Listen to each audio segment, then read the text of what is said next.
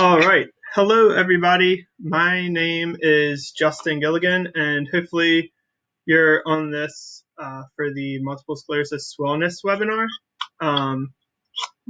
Just to give you guys a few... Oh.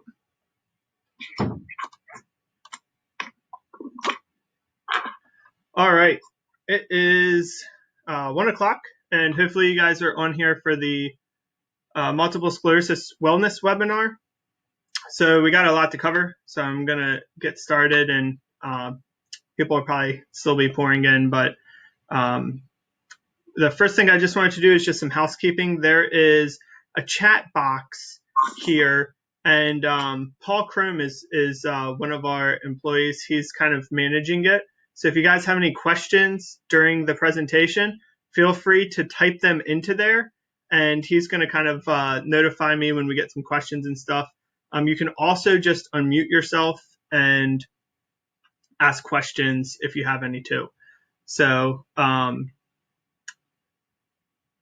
also at the end, we're going to do kind of like a question answers session where you guys can go in and ask questions just through the webinar as well. So, all right. So for those of you that don't know who we are Therafit Rehab. So we're a physical therapy, occupational therapy, speech therapy clinic, and we specialize in treating multiple sclerosis. And we have some physiatrists and physicians on board as well.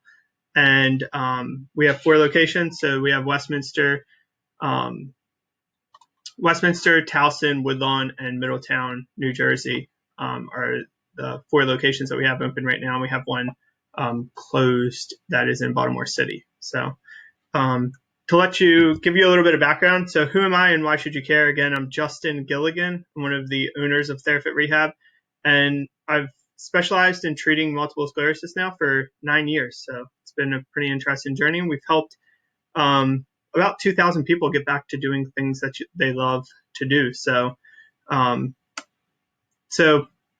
how did I get into this? It's kind of a unique story. So back in December of 2001, this was my Uncle Rich, and he was, it was around Christmas time. He had just had his son who had cerebral palsy. And this was in December of 2001. And my uncle and I were really good friends. I was actually, my birthday is December 31st. So I was over at his house. We were hanging out, and he had just started his new business, and he was coming from Washington, D.C. to Baltimore on 295. And a drunk driver crossed the median and hit his car head on, and it put him in the hospital. He was in the hospital for a year, and it was a really bad situation. They thought he was going to die at many times. He was vented and trached. He had a very bad traumatic brain injury. And of course, he had a son with cerebral palsy as well. And my aunt, it was pretty devastating for her. They lost everything, their house, their car. She ended up moving into an apartment across the street from where I lived at the time. I was 14 years old when this happened. And I just started taking care of him. And it was through my mom was taking care of him. I was taking care of him. And it was just this, like, he came home and he was like in a vegetative state. He was sitting in front of the TV. It wasn't doing him any good. So we started working with him. And slowly but surely we start seeing progress. And, today he's not in a vegetative state. He's very much so aware and funny and happy and joyful. And he took his first steps 13 years after his accident. So it was pretty cool just to see that progression. But out of this, we started Therafit Rehab. So I went to college after I graduated. We started doing physical, occupational, and speech therapy, and specialized for people with neurological disabilities. There's really, when you go to a rehab clinic, you don't find too many people that specialize in neurological disabilities. A lot of them work with backs, necks, knees, hips, that kind of thing. And we just knew there really wasn't anything out there for people with neurological disabilities like multiple sclerosis, traumatic brain injury, strokes, cerebral palsy. So again, we have 4 locations. Here's some of the locations that we have. And this webinar is for you well, first off, maybe you have multiple sclerosis or you know somebody that does. If you're worried about your spouse's balance and or independence, Maybe you're scared of falling, breaking a hip, ending up in a nursing home. Maybe you're embarrassed about how you walk. Maybe you have trouble transferring from one chair to another, getting into and out of your bed. Maybe getting into and out of the car is really difficult. Getting dressed is takes really long and it feels nearly impossible. Maybe you're tired of using the wall or furniture or a cane for balance. Maybe you feel hopeless and like the system has failed you. Maybe you're afraid of getting worse or like going into like a regression period. Or maybe you just have like MS brain. That's something that I hear a whole lot is I have MS brain. I want you to know that you're not alone. So here's a couple of statistics. 75 to 90 people, 90% of people with MS have fatigue, like chronic aggressive fatigue that debilitates them. 50% of people with MS experience depression. 80% say that their physical health limits their daily activities like cooking and cleaning and getting dressed and going to the grocery store or walking out to get the mail. 52% say that a loss of balance interferes with their ADLs, like getting dressed. Again, that's a very hard one to do. Get your, if you have balance issues, trying to get your pants on or your shirt on where you can't see for a second, it makes it very difficult.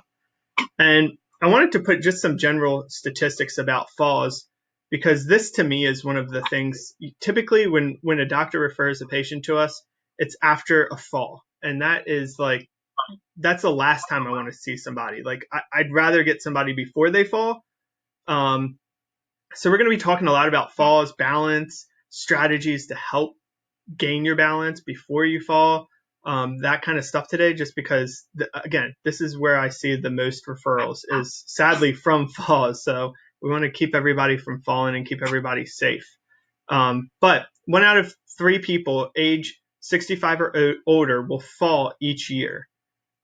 Now, that's just a general statistic that doesn't include a comorbidity like multiple sclerosis, where you have, sensation issues and balance issues, and maybe like there's these proprioceptive issues that can happen.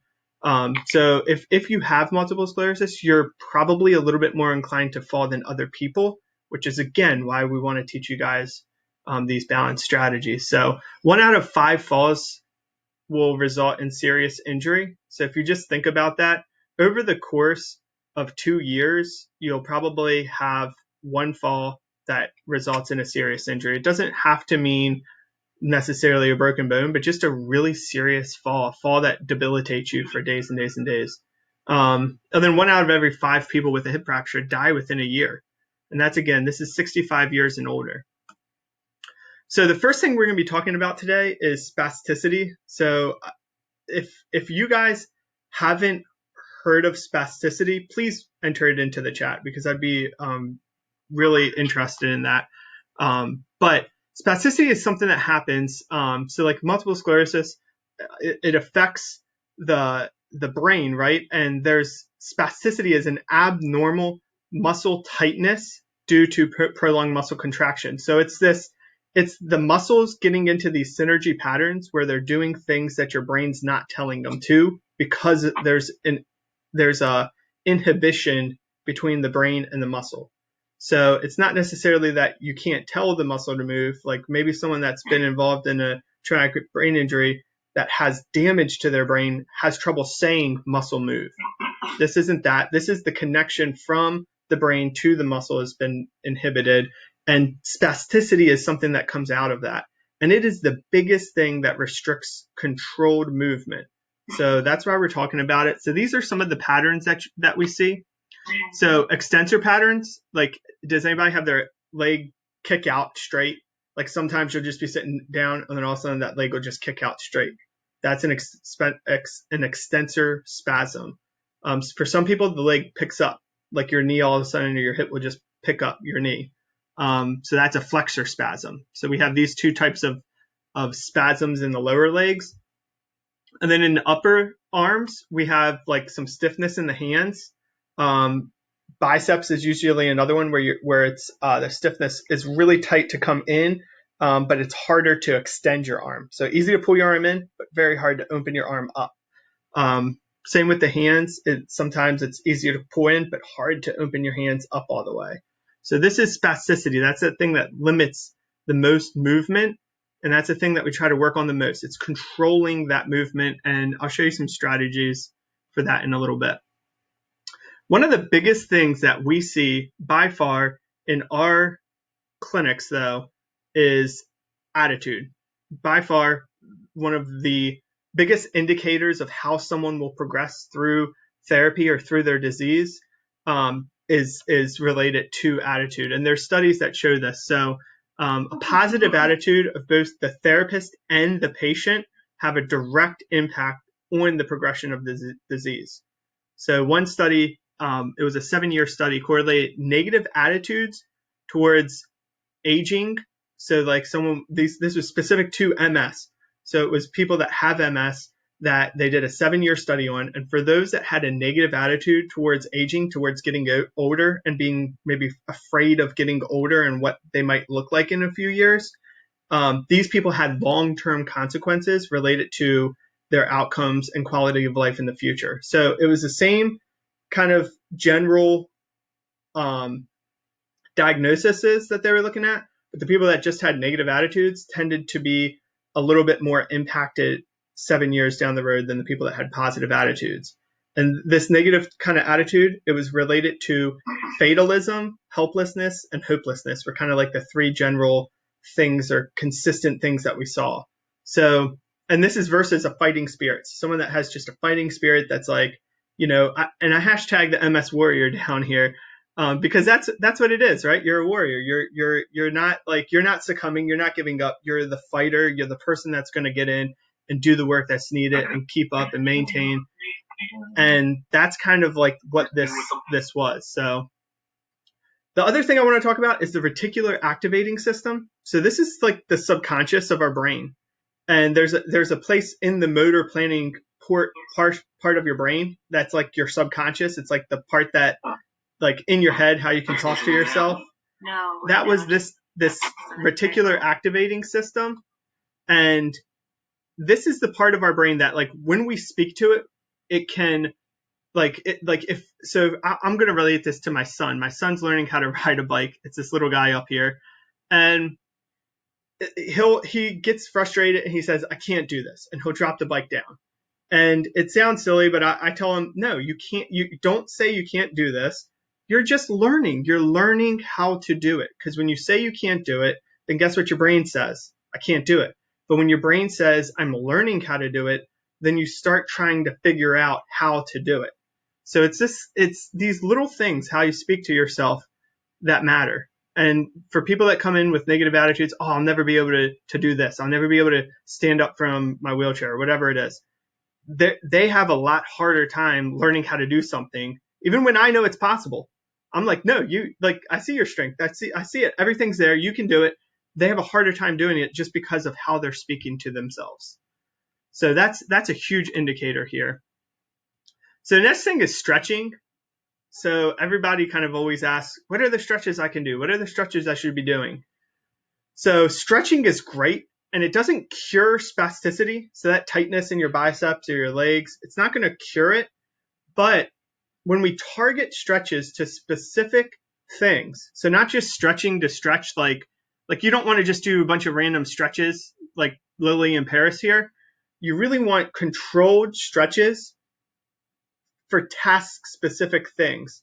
So like if we're looking to open up a door and you don't have that range of motion in your hands to be able to turn that door to open it, or if you're looking to stand up but your hips are really tight and they pull yourself forward instead of being able to pull yourself back into an upright position, those are the types of things that we're looking to stretch. So it's not just stretching to stretch. We don't want to do that because sometimes certain stretches or certain tightnesses are good for you.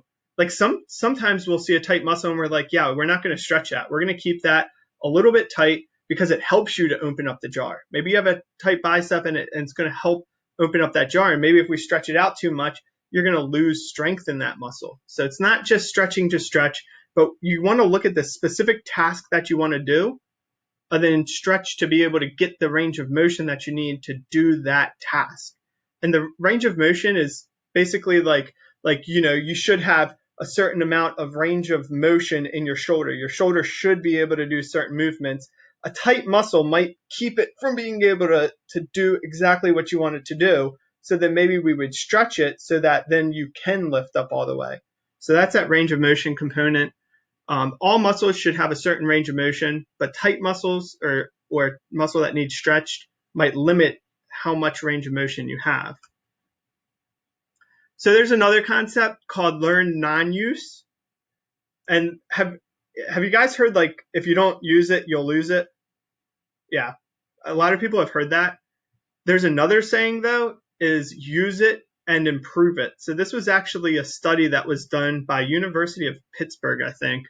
And they looked at people that were, again, that use it or lose it. So they were looking at people that like didn't use or didn't do a certain activity, and then were they able to do it in 3 months from now?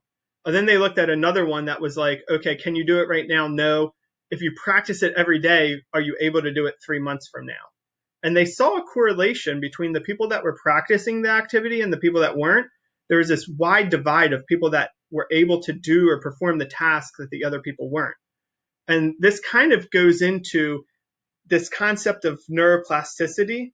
So if anybody's ever heard of that, it's kind of like so like neuroplasticity is the brain's ability to reorganize itself by forming new neural connections. And this happens all throughout your life. So all throughout your life, your brain's reorganizing itself to learn new things. But what they see is these people that, again, this use it or lose it mentality, right? The people that were practicing a certain thing that they had trouble doing. So let's say they were practicing standing. Maybe they lost the ability to stand. They were practicing standing. They saw that the people that were practicing it more like every day had a better outcome than the people that didn't practice it at all. And that says, like, you think like, oh yeah, that makes sense. But when you're thinking about it, like in MS, when it's affecting a certain part of the brain, you would think that, oh, like once I lose it, I'll never get it back, right? But that's what we're not seeing that to be the case. We're seeing that like your brain, like the part of your brain that helps to stand or control standing, then maybe that's damaged, but then another part of your brain will start picking that information up and trying to help with it. So I'm explaining this in very layman's terms. It's a lot more like complicated than this, but you get these kids that like maybe they'll have a lot of seizures when they're first born, and a neurosurgeon will go in and they'll remove half of the kid's brain. And all of a sudden, like for the first couple of months, the kid can't move like the right side of their body at all. But then maybe 3-4 months, they'll start being able to move their right side.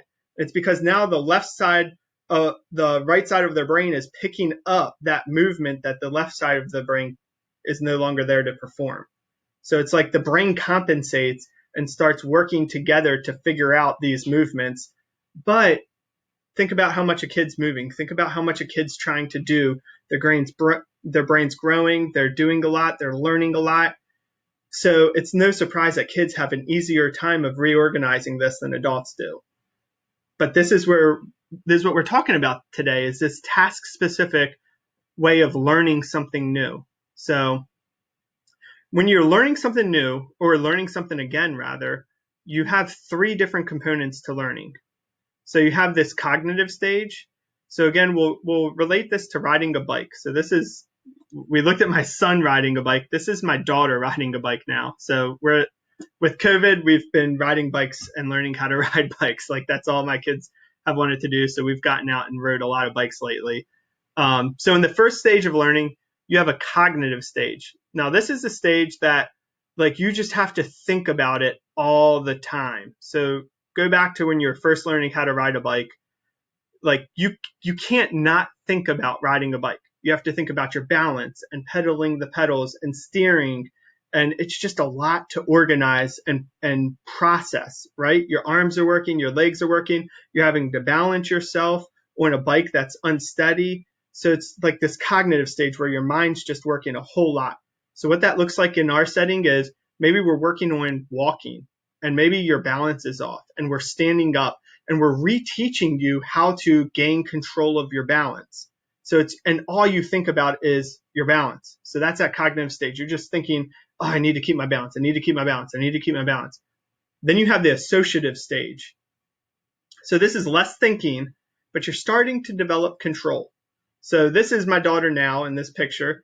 She doesn't have to think as much about riding the bike, but if she doesn't think about it at all, then she'll probably smack into a pole or fall and hurt herself. So she's kind of in this associative stage where she's not thinking a whole lot, but still has to actually process the fact that she's riding a bike. And then the autonomous stage is like you're jumping BMX, like you're jumping jumps, you're like, riding a bike just comes easy to you. And this is that stage of balance where maybe you're a gymnast or something. You have like impeccable balance. You don't have to think about balancing. Or like those tightrope walkers, right? They've worked really hard to be able to balance themselves on just a little tiny pole. So this is kind of how that stage goes, and this is kind of how we're looking at it when we're learning a new task. It's okay, we're in the cognitive. You need to be thinking about this all the time. Every time you stand up to balance, this is where you need to be. And then we get that associative stage. Oh, great, your balance is looking really good now. Now you're in that associative stage. Maybe when you're cooking, you're having to be aware of your balance, but when you're just standing there, you're not. But all of a sudden we introduce something else and now you're off balance. Or when you're in the shower, it's a different surface or something, you're off balance. So what we do is the main portion that we look at is this movement retraining. So if you have balance issues, it's, and we're looking to redo or we're looking to learn something new. Maybe you want to be able to stand on one foot and push your foot with a skateboard, whatever it is. It's going to be this concept of movement retraining. So the biggest thing to neuroplasticity and the way our brains rewire themselves and everything is this concept of movement retraining. And in this stage, it takes repetition, repetition, repetition. It's not about doing it once. It's not even about doing it twice. It's not about doing it a certain number of times. It's doing it until you get the movement that you want. So we're not looking, and I kind of go through this, right? It's specificity. So it's doing a specific task and learning how to do that task. In this stage, you have to overcome the spasticity. So if your leg wants to kick out, you have to be able to control that and work through it. So it's controlled, efficient, goal-oriented movement. So it's this concept. So over here, I kind of walk you guys through how I would kind of organize getting somebody to stand up and scoot a skateboard back and forth. So the first thing I would be looking at is doing some bridges on the mat. So I would get somebody on the mat, laid down like this, with their knees bent and their hips bent. And then I just work on trying to get them to pull their hips off of the mat table to get them straight. Now, the reason that I would start here is because when we go back to that one slide right here, right, the leg wants to kick out. So I try to eliminate that by keeping the foot down on the mat. So I'm trying to eliminate that knee from wanting to kick out, that spasticity. I'm trying to eliminate that by putting them down on the mat. So we're just going to focus on the buttocks right here and the core, right? And then I'm going to take the hips out of the equation and I'm going to get in sitting. So this is going to be sitting down and then just trying to straighten out the leg. So first we start moving the hips, then we start moving the knee, and then we're going to work on standing up and moving the hip and the knee. So we have a movement goal. We want to be able to stand up and move the skateboard back and forth, but I'm going to break it into these small components and I'm going to master them first. So we're going to take spasticity out of the equation right here, because spasticity happens when the hips are extended and the knee is extended, is when all that tone wants to come in. So sometimes you might stand up and then all of a sudden you feel your body get really tight. Has that ever happened to anybody? Yeah. That's that spasticity. That's that abnormal muscle tone kicking in. Now, the way to get rid of that is we're working through here, right? We're breaking it down. That tone's not going to kick in when I bend your knees and when you're on the mat. And then we can work on that controlled movement, right? The tone's not going to kick in when you're sitting like this as much. So we're going to work on sitting.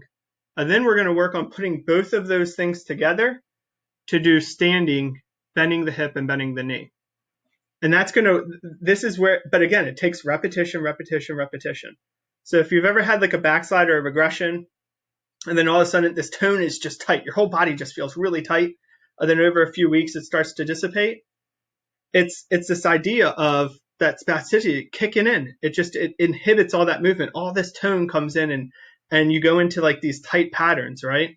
So this is how we get controlled movement, is we work outside of that synergy or that spasm, and we start controlling that movement, getting that movement up, and we isolate it. That way, by the time you go to stand, we're able to control that movement. You're able to say, okay, I need the buttocks muscles to relax. I need that thigh muscle to relax, and I need that calf to relax, so that when I stand up, it's nice and controlled.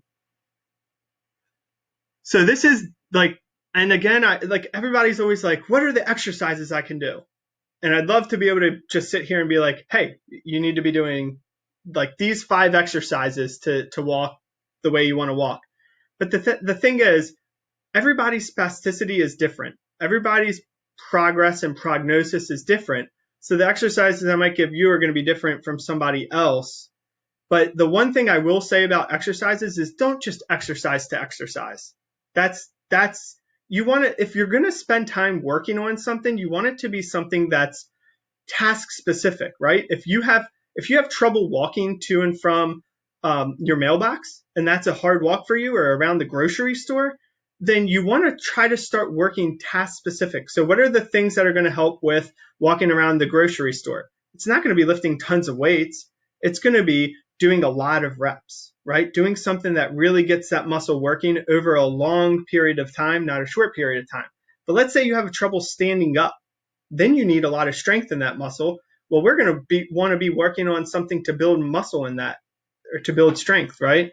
So the one thing I always say is, I actually had somebody email me wondering if they should get exercise bike, or it was a treadmill or an exercise bike. And I'm like, exercise is good. If you're looking for a cardiovascular workout, exercise is great. But I'd rather see task specific things. Like if you're working towards a goal, you want to get out and garden, like whatever it is, there's like that specific goal. You want to knit, you want to crochet, you want to garden, you want to, go for a walk around the mall, whatever it is. You're looking for that task specific thing. You have a goal in mind, and you want to break that one thing down. What are the things that I can do to work towards that one single goal, instead of just aimlessly exercising, So that's what this movement retraining is. It's specific, task-specific things. Don't focus on building muscle, but really the movement. Like you want to be able to stand. You want to break that down into being able to stand then. Or you want to walk a long distance. You want to break that down into what are the movements that I need to walk a long distance. A lot of people have foot drop, right? It makes it really difficult to pick your foot up. So it's like maybe that's the thing that we're working on, is exercises to help that foot drop, because maybe that's the thing that's keeping you from being able to walk a really long distance. Your foot gets really tired first. So it's like those are the things that we want to look at. We don't want to just work out to work out. We want to break down the thing that's impacting you the most, and then work on that and break that down even more to be able to work on it even more. So there is some specialized equipment out there. We have a lot of our facilities have this type of equipment. They're very expensive, but like these might be the things buzzing around your community or things that you've talked to people about. So the first one is the quadriciser. So this is it's a unit that works your arms and your legs at the same time, and it works this thing called patterning. But it's basically like the machine automatically goes. So it's on a motor right here, and the machine moves, and it takes your muscles through patterns. So it kind of retrains those muscles how they're supposed to be moving. So it's kind of like this, it's called patterning, but it helps to stimulate neuroplasticity, or the way your brain kind of reworks or rewires itself. So we have things like easy stand gliders. So if you have trouble standing up, but we want to work on something standing up, or maybe you get a lot of tone that kicks in when you stand up and it's very difficult to get rid of it, then we would get in something like a stander to help work on that controlled movement in the stander so that you're not having to focus on standing, but the machine supporting you, but then you're able to, work on core stability or upper body movements, maybe cooking or something like that. So this is a gait training device. So we're able to, this actually supports some of your weight, and we can get over the treadmill with this. We have other ones. Every location, we have something different. But this takes some of your weight off. So let's say right now you walking around the grocery store is very difficult for you. Well, maybe we take some of the weight off of you and we practice that walk in the clinic. And then we put a little bit more weight on, and then a little bit more weight on, a little bit more weight on, but we're trying to do the same walk. So let's say you want to walk 100 feet, and right now it's really difficult for you. Maybe we take some of the weight off and we walk 200 feet. And then we take a little bit less weight off, and we still try to walk 200 feet. And then a little less weight off, but we're still trying to walk 200 feet. And then a little less weight off, we're still you know what I mean? So we're progressing this slowly over time, but you kind of start seeing this progression over time. And you're like, oh, wow, it's easier for me to walk now because I've been practicing it for a while, and I'm taking weight off, and it's kind of like a little bit easier because you're not bearing as much weight. You're not having to control or support your whole body. And then the last one is an FES bike. Has anybody ever heard of this? I'd be surprised. So basically there's electrodes. You can't see them, but like right here, these would attach to your thighs, your hamstrings, your quads, and your glutes. So basically the front of your thigh, the back of your thigh, and your butt muscle. And then it electrically stimulates that muscle in a recumbent manner. So like these are boots right here. This goes around in a circle, and when the thigh should be firing, the electric stimulation helps to stimulate the thighs. And again, that spasticity, or like that tightness that you get that makes your leg want to straighten out, this would help to work to make your leg bend. So this has been really helpful for a lot of our MS patients that have really tight, like when they stand up, again, everything just gets tight in their legs. Maybe it throws you off balance a little bit and you almost feel like you're going to fall backwards. This is the type of machine that can help to retrain those muscles. Like, hey, the hamstrings need to be working at the same time as the quads when we stand up so that you don't go into a full spasm, or throw yourself back. So, but it works off of electric stimulation. So that's what it's called. It's called a FES bike, and it's functional electronic stimulation. So you heard me talk about this a lot, but again, it's task specific, right? We need to work on task specific things. So this is working on making sure that when your leg bends, the right muscle is firing, and then when it straightens out, the right muscle is firing. So another thing, how am I doing on time? All right. Did you have? So another thing that we're talking about is balance. So balance is kind of like, so I'm just going to kind of walk you through this diagram. So in order to maintain your balance, your center of gravity has to be within your base of support. So that sounds kind of confusing, but I'm going to explain it right now. So this guy's standing completely straight up. He's just standing straight up, and you can see here is his center of gravity.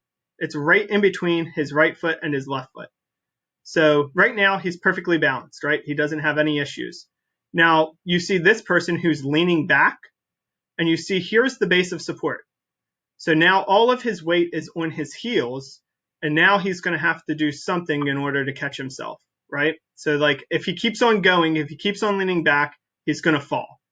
So this is your base of support. So our base of support changes depending on where we're at. So when we're standing straight up and down, it's right smack dab at your hips in the center of your body. But when you start leaning to your side, your center of gravity changes and it goes over top of one foot. So you can kind of feel that when you're standing up and you lean over, you feel your left foot start to take on a lot more weight, or your right foot start to take on a lot more weight. Now, the reason I talk about this is because you really have three strategies that help maintain balance. So if that guy, again, if he's leaning backwards like this, his body is going to try to do one of three things. He's either going to try to fix it with his ankles. So as he's leaning back, his ankles are going to start working to try to pull himself forward. So As he leans back, his ankles will say, nope. And then it'll try to pull him forward. After that, you have something called a hip strategy. So as you start leaning back, if your ankles aren't going to catch you, then you'll have to put your butt out and lean forward. So you see this guy, he's standing up, he's leaning back. Now he's put his buttocks out and he's put his head forward and he's trying to catch his balance. I don't know if you guys can see me, but basically what that looks like is I'm leaning back and I throw myself forward to catch myself. And then the last strategy is stepping. So again, he's leaning back. He can't catch himself with his legs. He can't catch himself with his hips. So what's he going to do? He's just going to step back to catch himself. So some of the things that could impact this are like how quickly you can move. So can you move very fast? So if you need to step to catch your balance, you need to be able to step quick, right? You can't step slow or else you'll fall. So some things that we might work on here are when we put you outside of your base of support, how quickly can you step to catch yourself? That's a huge thing, right? If you can't step fast enough, then if you go to trip, you're not going to be able to catch yourself fast enough, right? So, and that's a lot of times, like when people fall in their houses, they're usually tripping over something. They're falling in the shower, they're losing their balance trying to step over the tub, they're losing their balance trying to step up on something, and when they start falling, they can't catch themselves with their other foot fast enough. So that's that stepping reflex or that stepping strategy that we would work on. How quickly can we catch our balance after we start falling?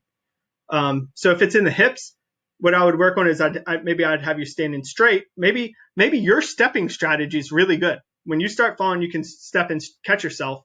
But maybe you're working really hard to catch your balance when we could just be working on your ankles, because it'd be better to catch yourself with your ankles than a step.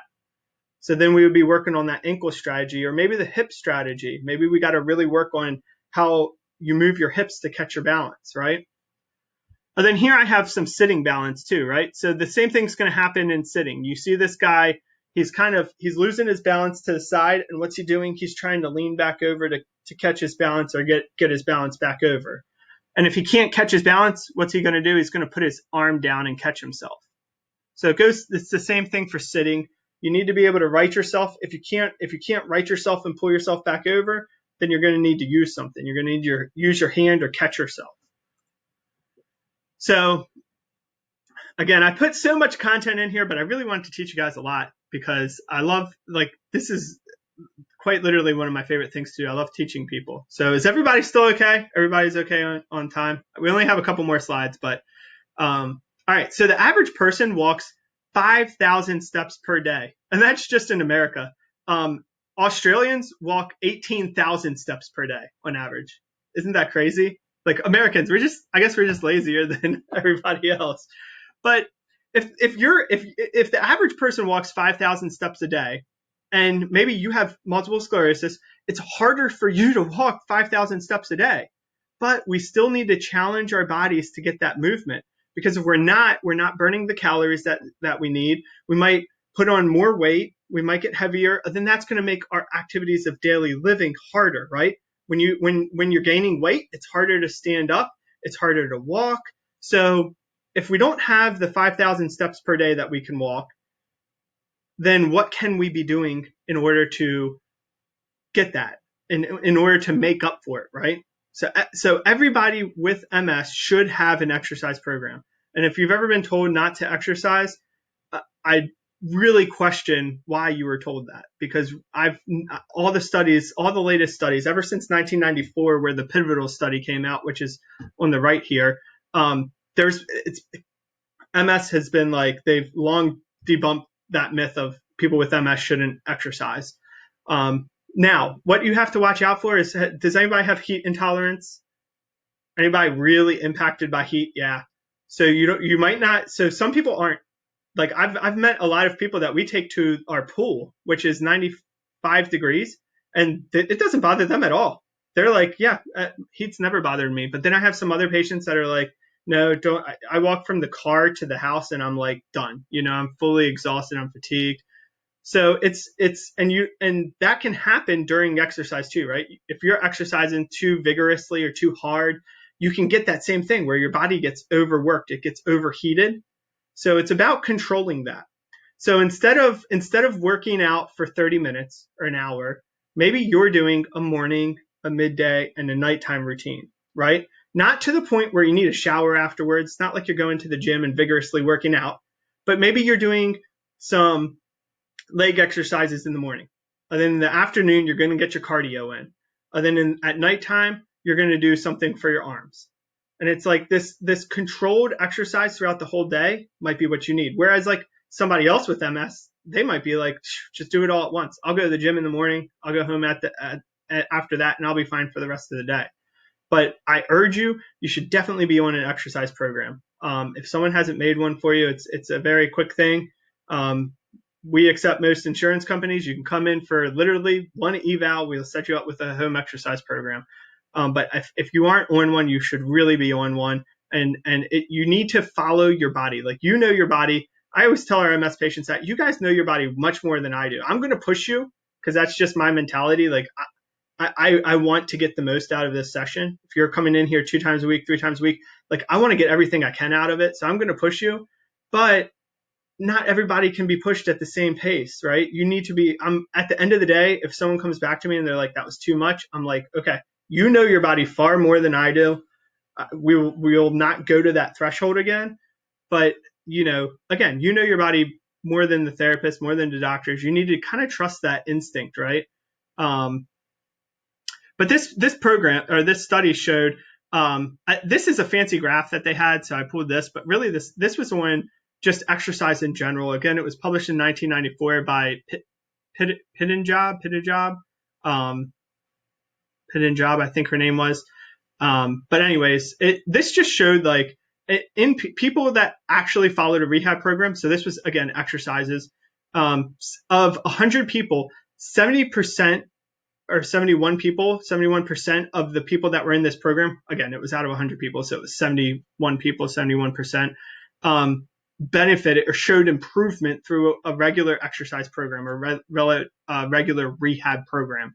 13 people were on the waiting list, and of those 13, only 13% of them showed improvement. It wasn't it. So it just goes to show following an exercise program really helps. I think the other aspect of this was a control study. The difference between the two was a controlled study, and these people weren't doing anything. So they were just the control subjects of the 100.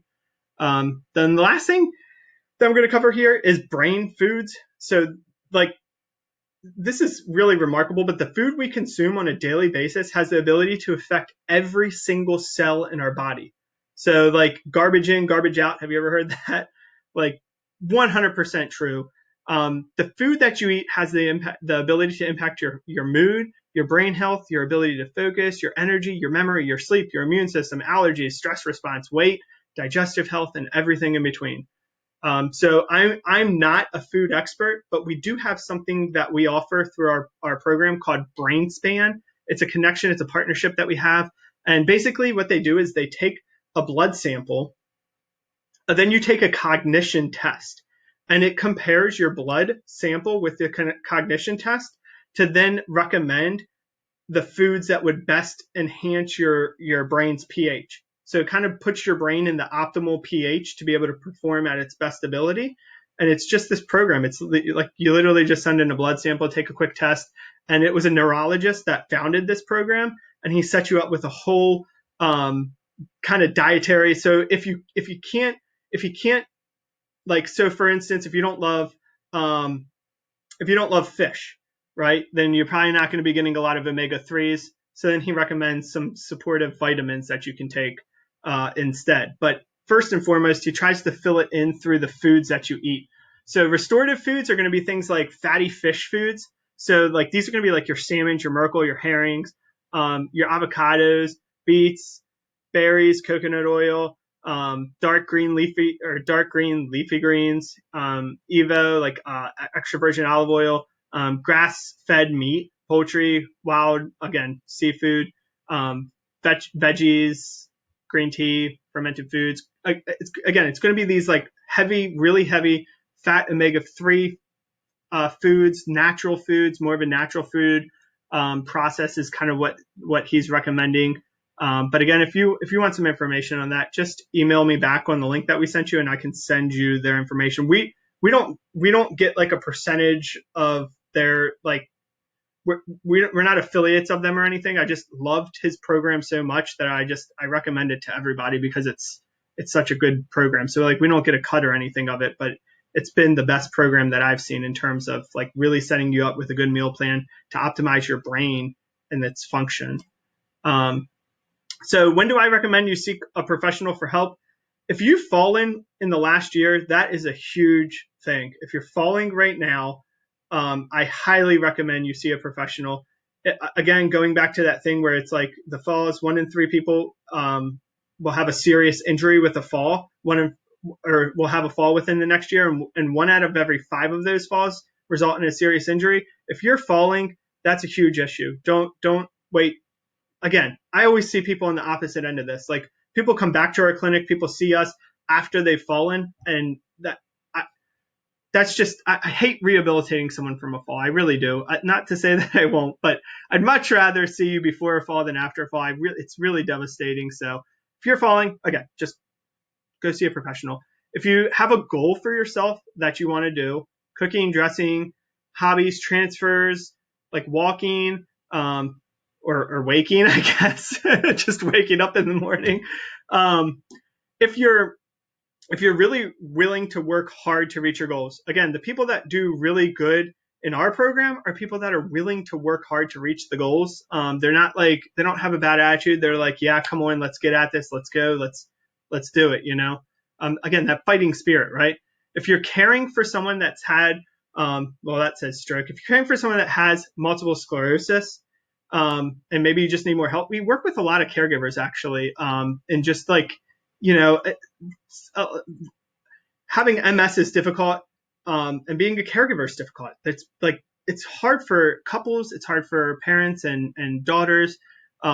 So we're doing a lot of teaching. If it like a lot of times it's like, look, a lot of what I see is caregivers probably doing too much. Maybe your husband or your wife just doing way too much for you. So it's like, okay, what can we do to get you more independent? Because like God love your spouse, but they're doing way too much for you, if you want to be independent and if you have that fighting spirit. So what does physical therapy work on? We work on balance. Again, those hip ankle strategies, work on range of motion. We work on muscle control and function. So maybe you have foot drop or your knee hyperextends, meaning it really pulls back when you're walking. Like those are the kind of things that we're working on. Again, that reaction time, awareness, getting up from the floor after a fall. So that's something that we work on. I mean, I know that falls happen. You need to know how to be able to get up from the floor after a fall. I think transfers and walking. Again, improving walking distances is another big thing. What do occupational therapists do? They work on like compensatory strategies. So not that I want to do compensatory strategies, but like that's the first thing. If you're having trouble cooking, I want to get you independent as quickly as possible. So maybe we'll figure out ways to compensate, and then we'll work on trying to rehabilitate. Energy conservation. So that fatigue, like that night, if you're 90% of those people that have fatigue and you're just constantly drained and constantly tired and whatnot, there's techniques that we can use to conserve your energy throughout the day. So then adaptive, like they have all kinds of adaptive tools out there for cooking and dressing and bathing. One lady, it was taking her 10 minutes to put her bra on.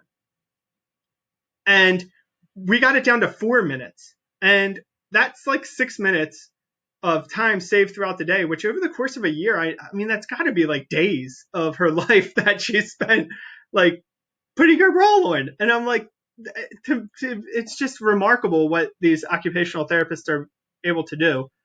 I do physical therapy, so I don't exactly know all the techniques that they use, but they have techniques for everything. Low vision. So if you have vision impairments, a lot of times MS can affect your vision. Like you'll have diplopia, maybe you see two things at once, or your vision's a little bit blurry. They work on stuff like that. And home adaptations, getting the home more suitable for you so that you're not having to work as hard in your house. And then what can you do next? So if you are someone that's looking to join a program like ours, we are open during COVID, and we're kind of adapting to all of this. Like the world's just going through some crazy stuff right now. But we're offering telehealth, so telehealth through Zoom calls, just like this, where we can work with you, just in a Zoom. And we do accept most insurances, and telehealth is covered through insurance right now. We are also doing in-home visits, so if you don't feel comfortable getting out into the community, we're doing in-home visits. We'll come to your house. And then we're also doing clinic visits with a lot of precautions. You got to wear a mask. We're doing temperature checks when you first come in. We're cleaning everything. The visits are cut just a tad bit short, so our therapists have enough time to clean everything, wash their hands, get ready for the next patient. We're asking you to wait outside if you can, like in the car, before you come into the appointment. Of course, if you have MS and you have heat intolerance and you're coming, you can wait in our clinic. We have areas in our clinic that are safe to wait. But those are kind of the things that we're doing. And then we're also offering a free screen week. So it's starting tomorrow until next week. And it's just a 15-minute consult. And it looks like Paul already put it in the chat. So you can click on that. There's like a little link in the chat that you can click on, but it's therafitrehab.com/ms dash. Oh, sorry, that's the replay. I'll go to it real quick. It's free consult MS, so free dash consult dash MS. And here's the site.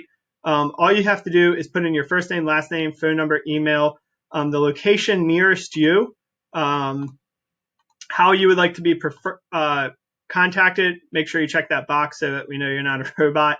And then you can schedule it. It'll go to the front desk. They'll reach out and call you and schedule it. But again, it's just this 15-minute consult to see what are the things that you're doing at home that you need help with, or maybe what are some things that you can be doing at home on your own there. So, and I don't know if my guy's going to come back. But I'd love to start with any questions. Does anybody have any questions regarding the presentation? I went through some really like higher concept things. So if you have questions, there's like the only bad question is one not asked. So if you have a question, just unmute yourself. Feel free to ask it, or you can put it into the chat. And Justin, just a clarification, the web address that is now in the chat, you can sign up for the free consult there if you'd like. And if you missed anything on today's replay, we'll be posting the video, the full replay there to that page. So you can do kind of two birds with one stone there as soon as the replay is ready. I think Kathy did have a question about the FES bike. And whether or not there was one at our Middletown location. I didn't see one on our webpage, which for the Middletown location. I'm fairly positive they do. I think I just brought one out there. So I'm like 99% sure they do. I'm at least 99% sure. There could be an inkling, but I'm pretty sure the last time I went out there, I dropped one off at their location. And they actually have the same one that I had on here. It's that MyoCycle one, the blue one. All right, Kathy, there you go. Thank you for asking that. Yep. Can I ask a quick question? This is Lori Shea. How do you guys go about, like, say I come in for the consultation week, and we get narrowed down that we're definitely a good fit. I say you and me. How do you decide which one of your therapists is best to work with me? So actually, all of our therapists are they all specialize in multiple sclerosis. So like we don't typically see a whole lot of backs, necks, and knees. Like the majority of our patients do have multiple sclerosis, strokes, traumatic brain injuries.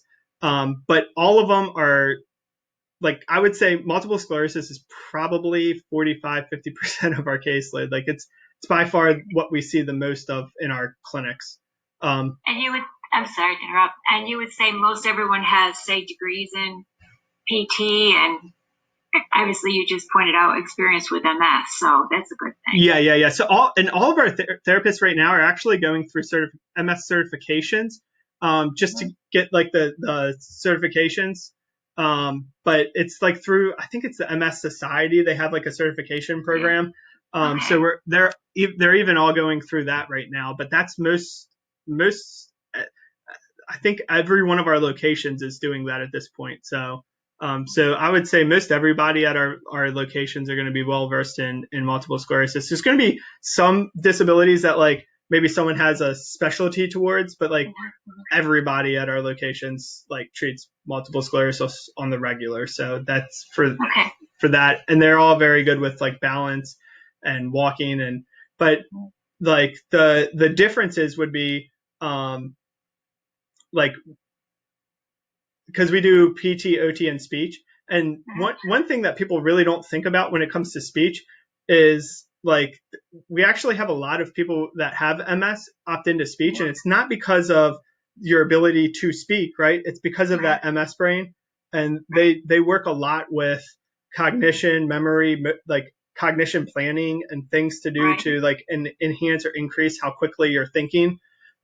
So yeah, I would say even our speech therapist is very well versed in multiple sclerosis. So, but yeah, you can also kind of like if you go to the front desk and you're like, yeah, that one looks like she'd be a good fit for me. Our front desk is here to serve, so they'd be like, yeah, no problem. Her name's Lindsay. I'll get you on her schedule, Or you're seeing somebody working and you're like, oh, I really like that style of treatment. Or you had somebody and you're like, you really like her. Yeah, they're pretty good about like, the front desk is pretty cool. So. Okay. Thank you. No problem. Does anybody else have any questions?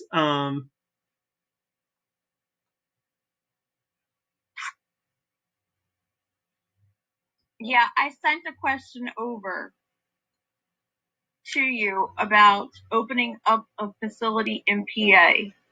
Ooh. Whereabouts?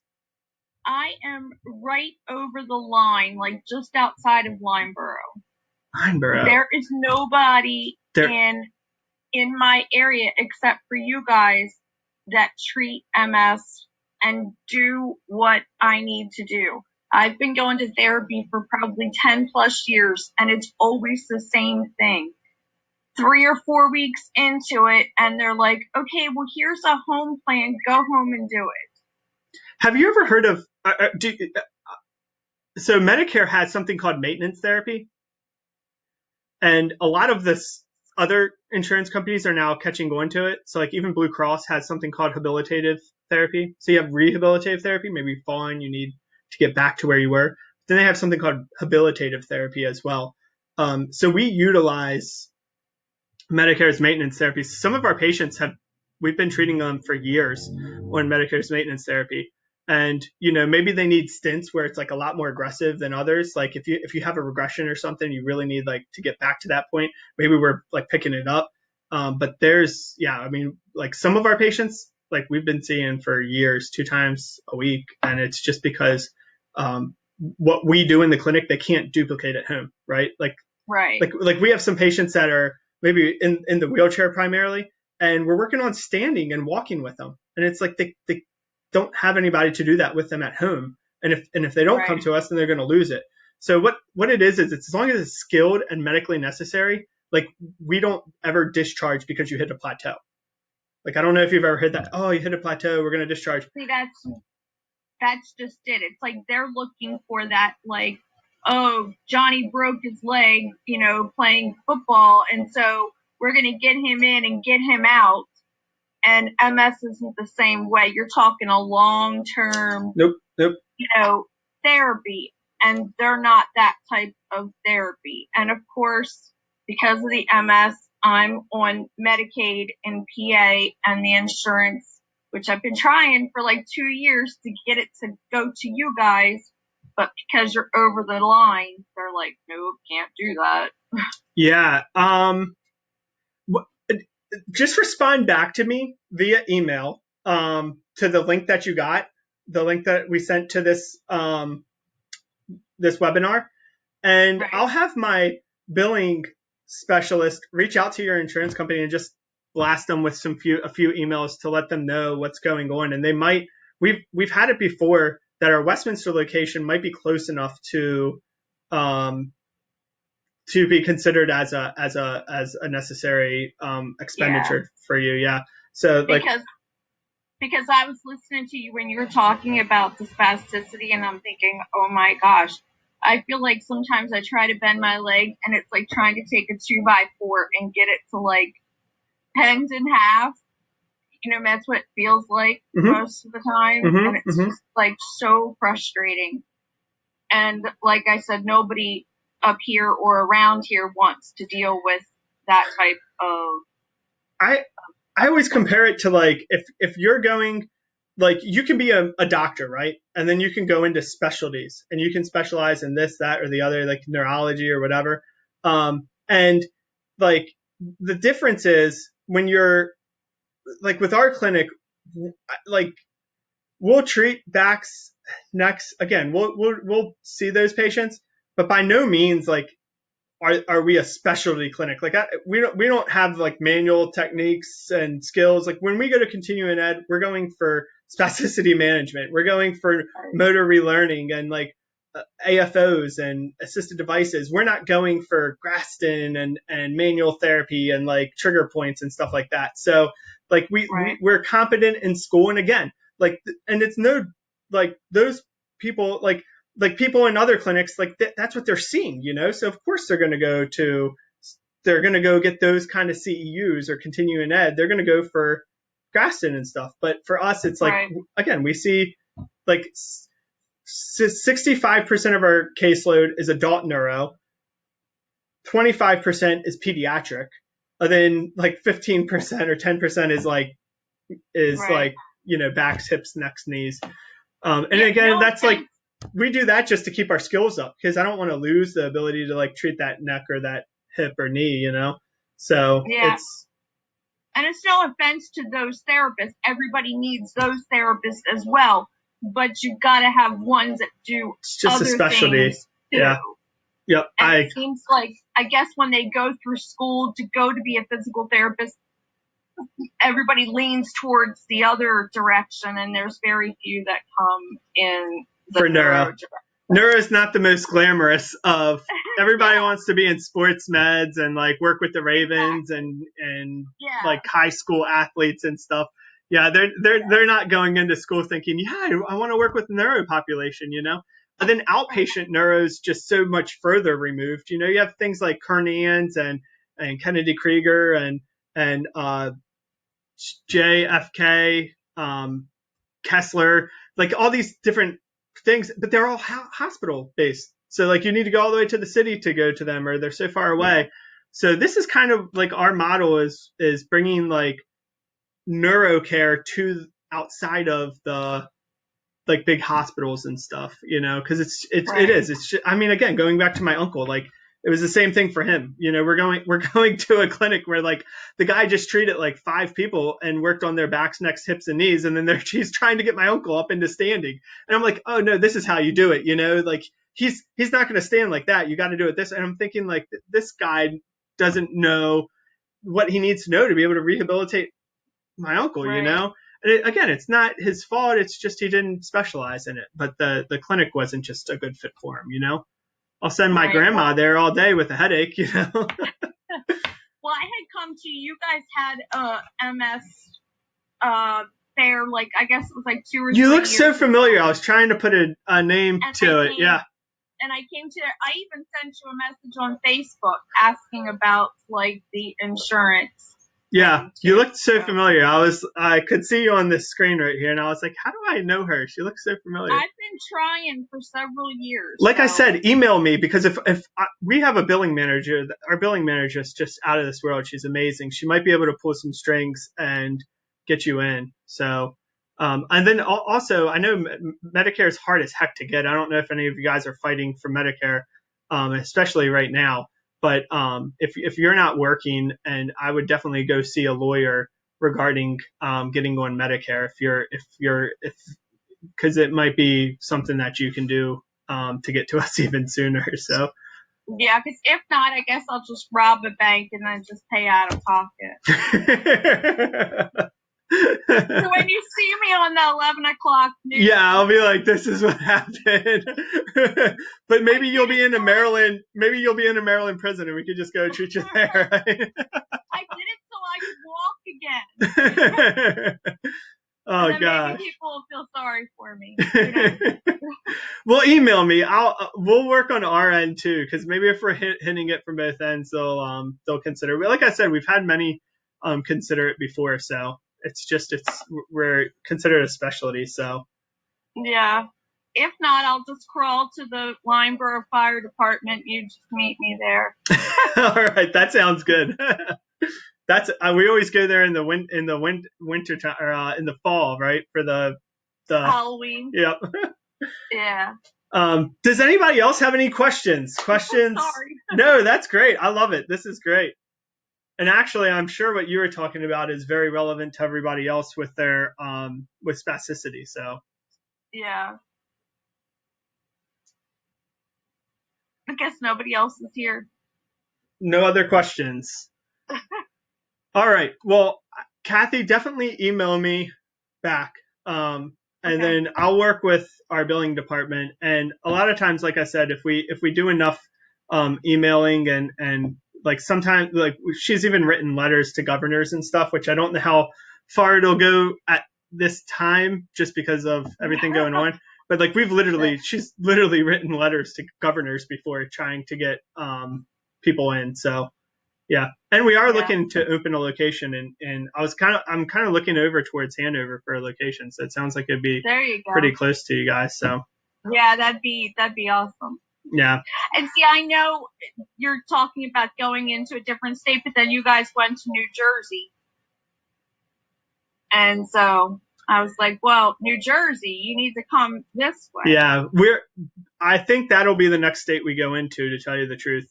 It's really, there's, if I could find a good therapist up there, I think that would probably kick me into it a little bit sooner. We take a lot of time to hire a therapist. So, and again, there's not many that specialize in this. So we really,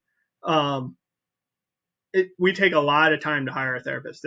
There's not too many that specialize in neurology. So we really, it's a slow game for us to find the right fit. And then once we do, it's game on, it's when you get the right therapist treating patients, it's dangerous. So yeah, because like I said, you're talking a long-term,